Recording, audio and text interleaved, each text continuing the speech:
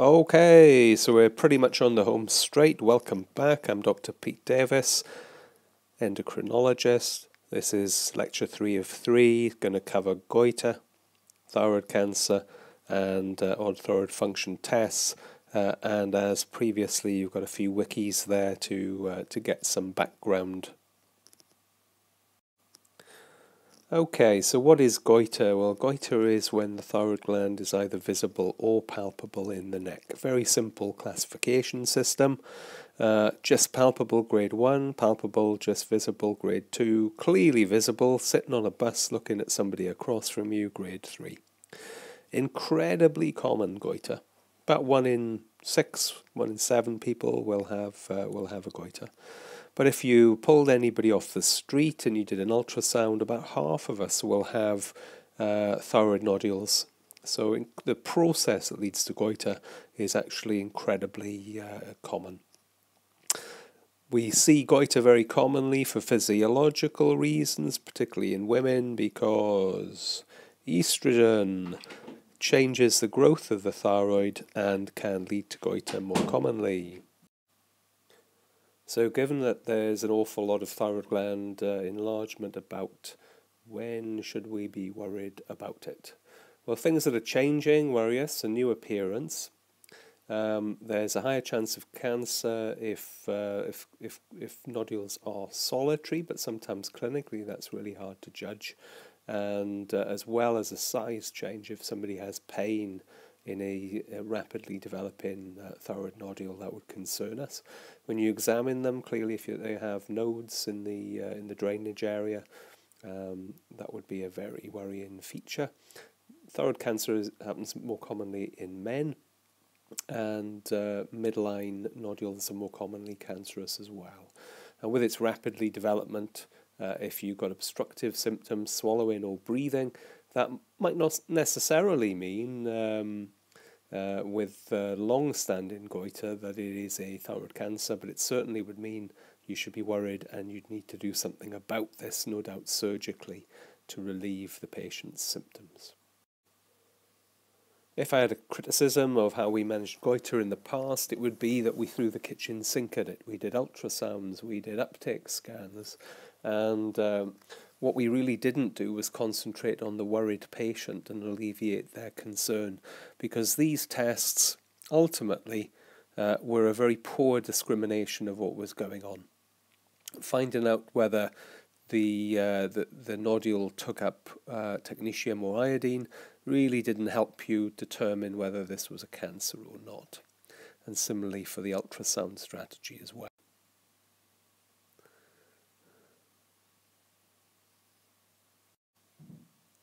So a modern approach to goiter is, after you've taken a history and physical examination, that you move rapidly to find out what sort of problem it is using this technique called fine needle aspiration.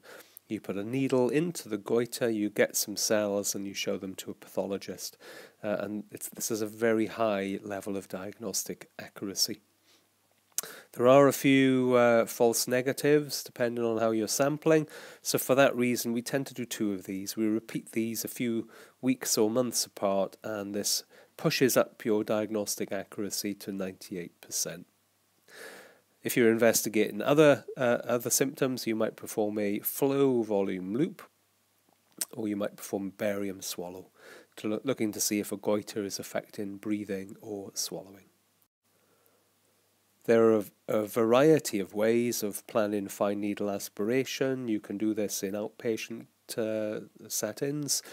Some operators would use an ultrasound to locate the nodule that you wish to perform biopsy on. And if the patient could tolerate it, you could biopsy multiple lesions that way. Some people have a pathologist in the room who'd look at the slides very quickly to see that they have a diagnostic aspirate. Because one of the things that can go wrong with this test is you've put a needle into a nodule, but you've only come away with some blood cells and not some thyroid cells.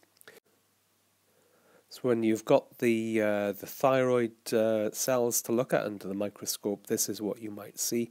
Colloid nodule is the commonest reason for a benign thyroid nodule. or you could see some more worrying pathology, in this case of papillary thyroid cancer. So every test has its limitations. We talked about a high level of diagnostic accuracy. And as tests go, this test does have a significant but quite a reasonable level of false positives and false negatives. So what does this mean? Well, if you have a false positive, you might end up having neck surgery unnecessarily to remove what you think could be a cancer but turns out not to be. People generally thank you for that if you prepare people and explain to them every step of the way what you're doing. The missing cancer when it's there would be the false negative rate. This is lowered by performing repeat fine needle aspiration. And what we know is using this this way of investigating goiter, we've moved from a position maybe 20 or 30 years ago where many people underwent thyroid surgery for nodules and turned out not to have cancer, to very low acceptable levels now. So thyroid cancer is relatively uncommon, and even when people get thyroid cancer, it's very rarely the cause of death in that individual. Of people going forward with solitary nodules for surgery, between 10 and 20% of people turn out to have thyroid cancer.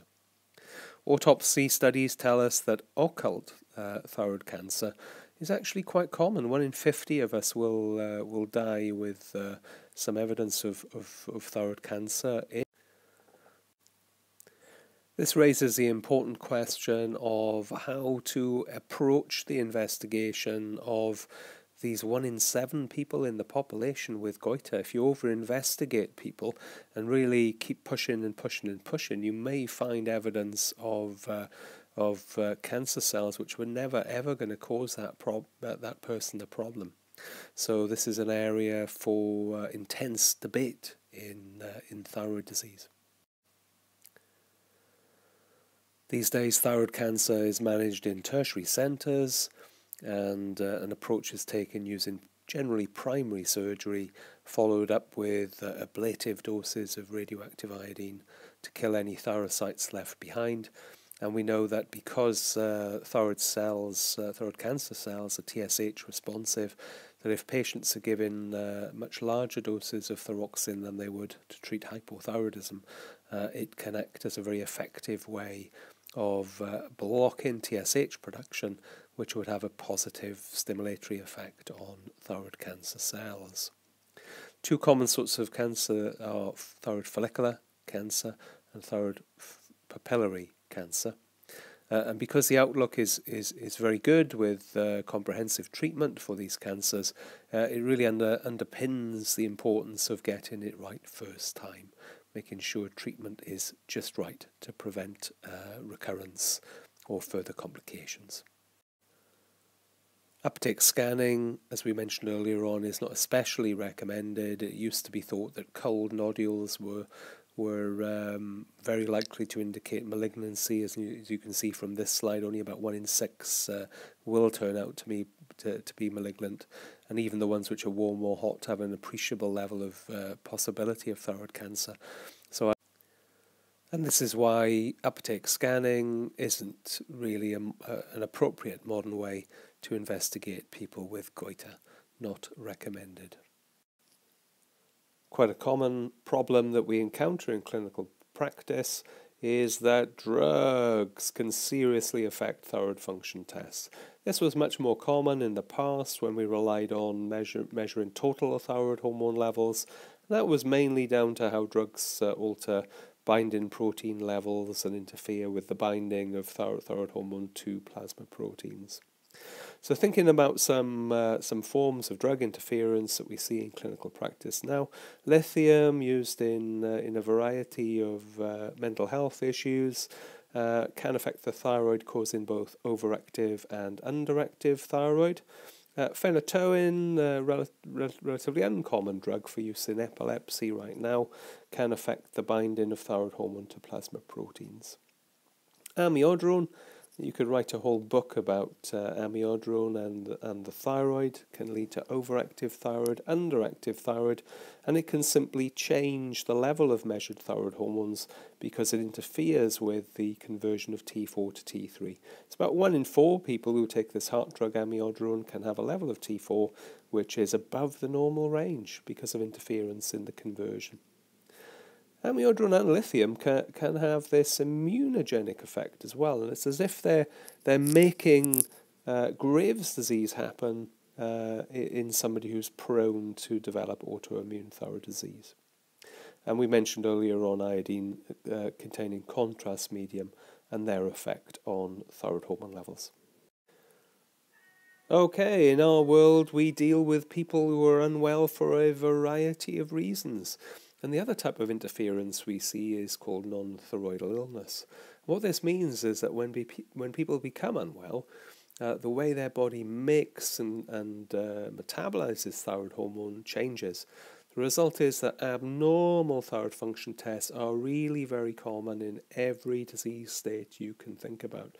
So thyroid hormone tests start to become unreliable in illness. For this reason, if you're dealing with inpatients when you're an F1, don't request thyroid hormone levels unless you've got a really good reason to do it. Try and avoid checking thyroid tests because you might get unexpected odd results. These get characterized as the low T3 syndrome because one of the first things that happens is inhibition of the conversion of T4 to T3. Depending on how ill people are, levels of T4 may be normal, high or low. Is this specific to a particular way of measuring thyroid hormones? The answer is no.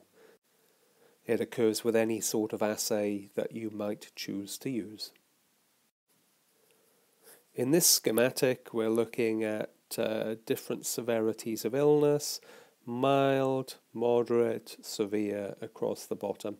And we're looking at the change in thyroid hormone levels that occurs as a result of each grade of illness. So as we said just earlier, this isn't specific to the type of illness, but rather it's about the severity. So in people who are mildly unwell, the inhibition of conversion of T4 to T3 leads to a fall in the level of total T3 and free T3 levels, and you'll see that getting progressively worse as people become more and more unwell. The level of free T4 and total T4 goes up slightly in mild illness because of the inhibition of conversion of T4 to T3, but through progressively more severe illnesses, the thyroid stops making thyroid hormone. So in the most severe illnesses, you see low levels of T3 associated with low levels of T4 as well. So thanks so much for your attention. That's the third in our series of 3. Finally, I'll set some extension questions for you to look at based on the materials that we've covered, and we can use these for discussion when we meet up in a few weeks during the lecture period. Thank you so much for helping me flip the classroom on thyroid disease for third-year medical students.